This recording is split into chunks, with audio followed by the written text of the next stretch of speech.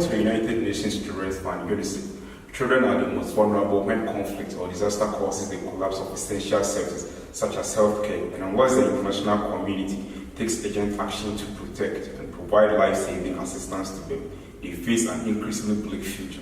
Approximately 48 million children across 51 countries are caught up in war zones, natural disasters, and other dire emergencies that continue to deepen in complexity, bringing new ways of violence, displacement, and disruption into their lives.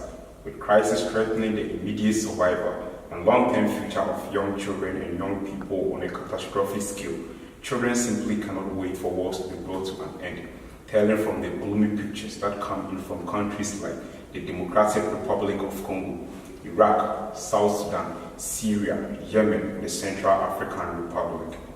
According to UNICEF, almost 1 in 4 children live in a country affected by conflict or disaster. Destruction of schools, hospitals and health and sanitation systems due to violence has meant that the spread of waterborne diseases is now one of the greatest threats to children's lives in crisis. Girls and women face additional threats as they often fulfill the role of fetching water for their families in dangerous situations, which usually lead to abduction, rape, and forced marriage. Some 117 million people live through emergencies, lack access to safe water, and in many countries affected by conflict, more children die from diseases caused by unclean water and poor sanitation than from direct violence.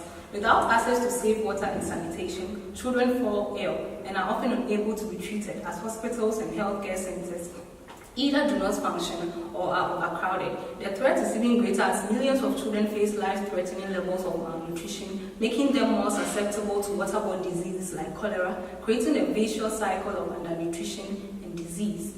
The largest chunk of UNICEF's 2018 appeal, amounting to $1.3 billion, is earmarked for supporting nearly 7 million Syrian children, both inside a war-torn country, as well as those forced to become refugees outside its borders.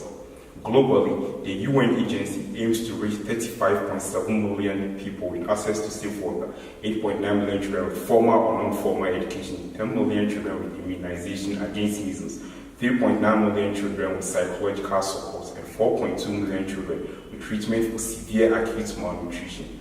As the leading humanitarian agency on water, sanitation, and hygiene in emergencies, UNICEF provides over half of the emergency water, sanitation, and hygiene services and humanitarian crisis around the world. It also helps hospitals and medical centers treat deadly disease as well as repair and proper maintenance of sanitation systems. In the first months of 2017, UNICEF provided almost 30 million people with access to safe water, 13.6 million children with vaccination against measles, 5.5 million children with some form of education, 2.5 million children with treatment for severe acute malnutrition, and 2.8 million children with psychosocial support. And in Africa, for instance, infectious diseases and malnutrition are by far the most serious threats to a child's survival. Child mortality in Africa is still alarmingly high and rising again in some countries like Niger, Burkina Faso, Central African Republic, Burundi, and Malawi are among those with the highest infant mortality rates across the globe. The UN Convention recognizes the child's rights to the enjoyment of the highest attainable standard of health and facilities for the treatment of illness and rehabilitation of health. In particular, the Convention urges signatories to combat disease and malnutrition within the framework of primary health care through the application of readily available technology and through the provision of adequate nutritious foods and clean drinking water. What we need is not division. What we need is not tyranny. What we need is not hatred. What we need is not corruption, violence, and lawlessness. Instead, what we need is love, wisdom, passion, dedication, integrity, accountability, and compassion toward one another, and a feeling of justice towards those who still suffer within the forgotten corners of the globe, whether they be rich or poor, educated or uneducated. And many solutions of conflict and poverty, for which we are all proposing particular immediate solutions, belong to a wider economic and political pattern for which governments all bear responsibility. There must be a renewed effort toward international, economic and political solutions, and all of us should play a part in tackling the wider problems which affect people everywhere. At the same time, we need to give energetic and enthusiastic support to international and national voluntary agencies which are campaigning and working actively on behalf of people everywhere. The dividing line is not between those who want to change the world and those who do not. There is no one whose heart still pounds in their chest who can view the ravages of war, sufferings, and injustice without wishing that things could be different.